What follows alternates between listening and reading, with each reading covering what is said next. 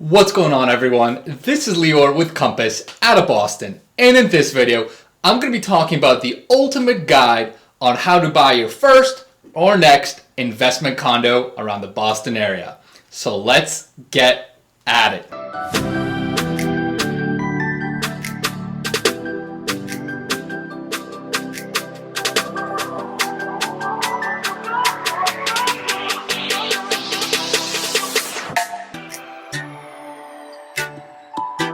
What's going on, everyone? This is Lior with Compass out of Boston, and welcome back to my channel. Now, in this video, I'm going to be giving you guys the ultimate guide on how to buy your first, or if you already own a couple, your next investment condo around the greater Boston area. And before we get into it, two quick things. If this is your first time on my channel, welcome. And if you can give me a subscribe, please, I would love it. I put out tons of new videos every single week talking all the different facets of real estate, tips on buying, selling. I go over neighborhoods around Boston. So if you want to know all about Boston and real estate in Boston, smash that subscribe button for me. And number two, if you guys are thinking about doing anything with real estate around the greater Boston area, whether it's buying, selling, investing, whatever it is, I get so many calls from you guys watching my videos, and I absolutely love it. So if you're thinking about doing anything, hit me up on Instagram, email, phone, text, however you want to communicate. It's cool with me, and I will help you out. So let's get into today's content, and I wanted to really create this full guide on how to buy your first or next investment condo. And the reason I came up with this is I've had so many people reach out to me and ask, hey, I've been watching your videos, or I've been watching other, reading blogs, and I think I want to invest in real estate. I just don't know how, right? I don't know where I should be looking for, what I should be looking for. So I thought I would just create one kind of comprehensive guide on all the steps you need to think about in order to really buy your first investment condo. So let's start first, before we even get to the actual steps, let's actually talk about that decision, right? Because I remember when I was trying to buy my first property, first of all, it's a huge decision to really decide that, hey, I'm going to go out and buy investment property, right? I mean, this stuff is not really taught in schools. I didn't learn this in college. I'm sure you probably didn't. You have to go out of your way, really research, really get comfortable with the idea of potentially investing in real estate, right? If you don't invest in real estate right now, you've probably invested in stocks, bonds, index funds, whatever. And those are all great, but I think anyone, right, even if you're not a total real estate guy or gal, needs to have some sort of exposure into real estate. So first of all, congrats on that decision. So let's actually get into the first step of what you need to decide on. So, okay, you want to invest in real estate, but what are your actual long-term goals? And here's what I mean, right? People invest in real estate for completely different reasons. Some people invest in real estate for cash flow, right? They want that monthly cash flow coming in like clockwork to supplement their income, or even potentially eventually replace their income, right? There's been plenty of people that have been able to buy so much property that they've been able to quit their jobs, and now that's their income. Now, that's a conversation for another time, but the point is here, that's kind of one facet of it, is buying it for the income. The second facet, if you look at the other side of the spectrum, is you're kind of playing a more long-term equity game. And what I mean by that is you're probably going to be buying more, prominent property in prominent markets. Think, if we're in Boston, downtown, Cambridge, Brookline, Somerville, right? The prominent markets around you or in Boston. And you're really going to just want to sit on these properties because these markets are going to be here tomorrow, in 5 years, in 10 years, in 15 years. And if you're going to sit on them, they're probably going to be worth much more, right, in the future. So those are kind of the two different sides of the spectrum. Now, don't get me wrong. There's plenty of in-betweens, right?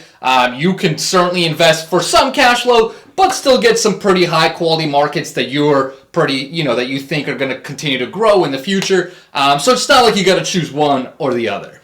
All right, so step number two, after you've kind of figured out why you want to invest in real estate, right? What is ultimately your goal? Now you kind of want to align that goal and choose the right market for you. So here's what I mean. If you're going to be playing the game of, hey, I want to kind of play a long-term equity game, I don't necessarily need that cash flow today, I've got a good income or I've got other income sources coming in, then you're probably going to want to invest in more high-quality markets, right? And again, in Boston, that can include investing downtown in neighborhoods like the Back Bay, the South End, the North End, Financial District, right? You can also go into Cambridge, Brookline, Somerville, Charlestown, South Boston, right? So these are like the more prominent neighborhoods, kind of your really high-end markets that you can choose from. Now, on the other side of the spectrum, again, if you're maybe more on the cash flow side and you're saying, hey, I really need to generate some cash flow, that's my number one priority, then obviously investing in these areas I just talked about wouldn't really make sense because the prices are so high there that you're just not going to generate that cash flow. So typically for cash flow, you're going to have to go well out of the city, typically at least 20 to 30 minutes out. You can go to the North Shore, South Shore, Metro West, but you're typically going to have to drive quite a bit in order to really get into the areas where the prices are low enough where you can actually generate meaningful cash flow on your investments.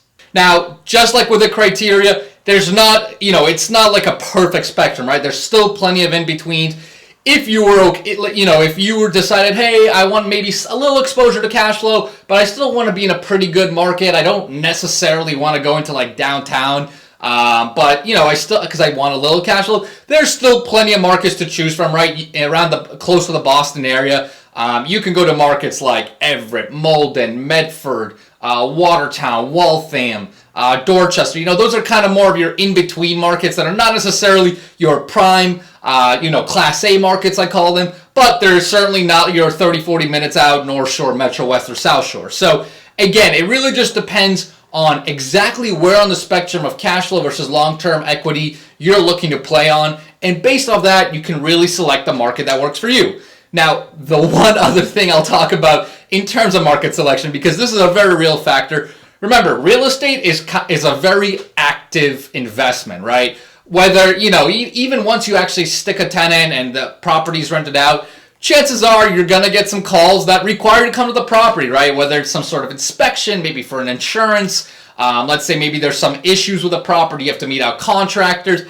You're going to have to drive out to the property. So you also want to be cognizant of that. You don't necessarily, if you're a busy professional, you don't necessarily want to go maybe buy an investment condo an hour away from you, right? Maybe you stick to something that's 15 or 20 minutes away so that, if you have to drive there a couple times a month, you just get in the car, 15, 20 minutes there, 15, 20 minutes later, you're there. And it doesn't drive you crazy. So just keep that in the back of your mind as well as you're going through that process of the market selection. All right, so the next step now is to really get more unit specific. And there's a couple of factors I bring into this. The most obvious one you're probably thinking of is price, right? Again, this is obviously going to be dependent on your market. If you're investing in downtown Boston, your price point is going to be certainly different than if you're going 30 minutes north or 30 minutes west. But you want to get comfortable, hey, with what price point am I comfortable at? Where do I want to invest in? Just like any owner-occupant, right, that's going to buy a house,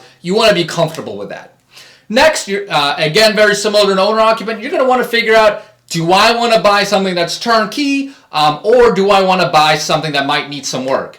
This will probably depend a little bit on your lifestyle and how much time you have to put into real estate. If you're pretty busy and you really don't want to deal with renovations, then obviously go down the turnkey path. If you're trying to be a little bit more active and you have a little bit more time, maybe you choose a little bit more of a project, right? Maybe you can buy a condo that needs a new kitchen or a new bath or something that you can generate some additional equity. But again, this really depends on you, what you're willing to do, and how much time you have to invest into this project. And then the other thing you want to consider that's more unit specific is really the type of condo building you're going to go after.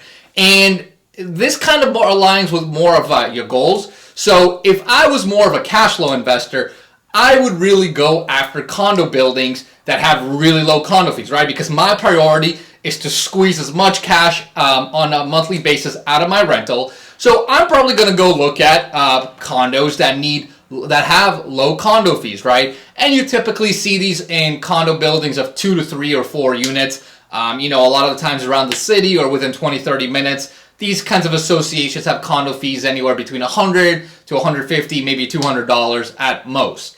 Now, if you're on the other side of the spectrum, and again, you're really going after a high quality asset, again, maybe you want to invest downtown or in Cambridge and you want to buy in a really well-established condo building, that certainly has its benefits, especially from a perspective of attracting tenants to the unit. If you can offer them more amenities, certainly it's going to be easier to rent. But again, the other side of the coin is you're going to have a higher condo fee. So you just need to kind of start calculating, like, again, how much cash flow do I want? What am I willing to accept in order to trade off for maybe a better type of building? Or maybe I just want to squeeze as much dollars out of this rental as possible. And both answers are completely fine. Again, it just aligns with what you're trying to do.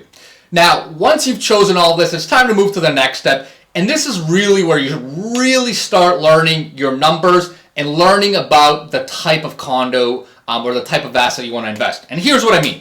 In terms of numbers, you're going to want to get real good at understanding what's a good deal that can fit my needs, right? Like, and in order to do that, you need to be able to analyze these deals. So to analyze these deals, you need to be able to figure out, hey, what kind of rental potential can I get from a certain type of unit in a certain type of area, right? So, if we're talking about South End and it's a 2-bedroom, maybe you can get $3,500. Whereas, maybe you're going 2-bedroom in Malden, we know that that's going to rent out for $2,000.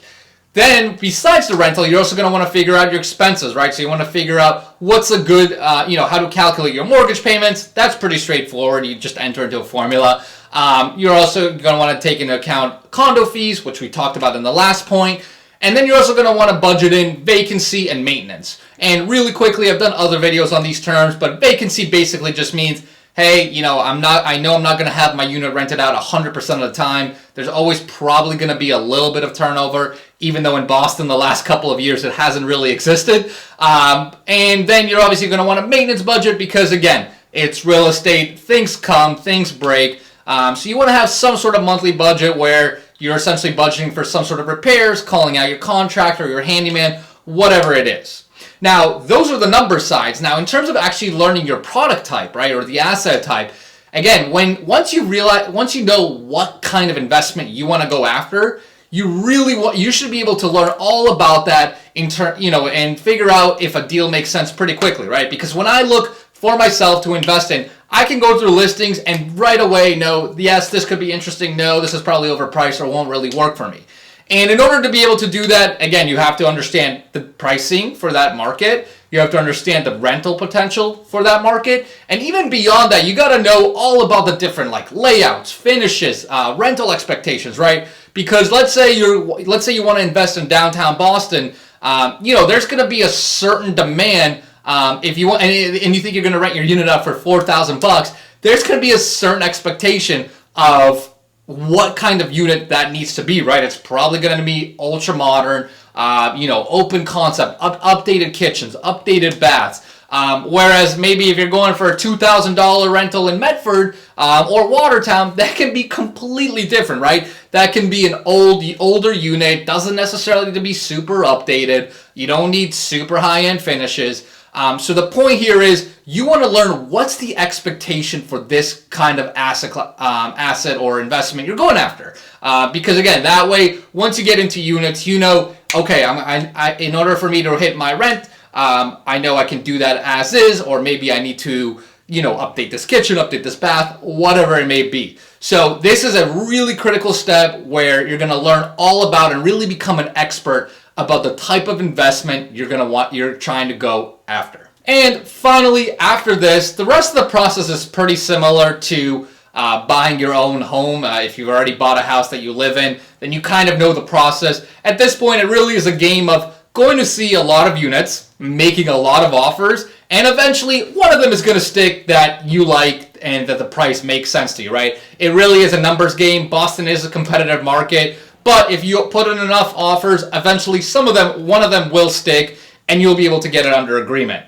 Everything else transactionally is very, very similar as to when you bought your first home, right? Whether it was a single family or condo. The only real difference that might be a little different during your due diligence, when you're buying an investment condo, the one thing you're really going to want to make sure of is to make sure there's no rental restrictions or there's no max rent, maxed percentage of units that can be rented within the condo complex. Other than that, everything's kind of the same, right? You're still going to do your home inspection, or maybe not, depending on the unit. You're still going to go through the same purchase and sales process, through the same banking process with your lender, and eventually close the unit. And then once you close on the unit, again, the only difference is instead of moving into it, you're going to put it up for rent and get it rented. So hopefully that makes sense, guys. I know that's a lot of information, but again, I think this is an absolutely critical step for everyone to go through. Like I said, everyone needs some sort of exposure to investment property in their portfolio. So if you guys have any questions, any concerns, any thoughts, shoot them below. And like I said, guys, I get so many calls from you guys watching my videos, and I absolutely love it. So if you're thinking about doing anything with real estate, hit me up, and I will take care of you.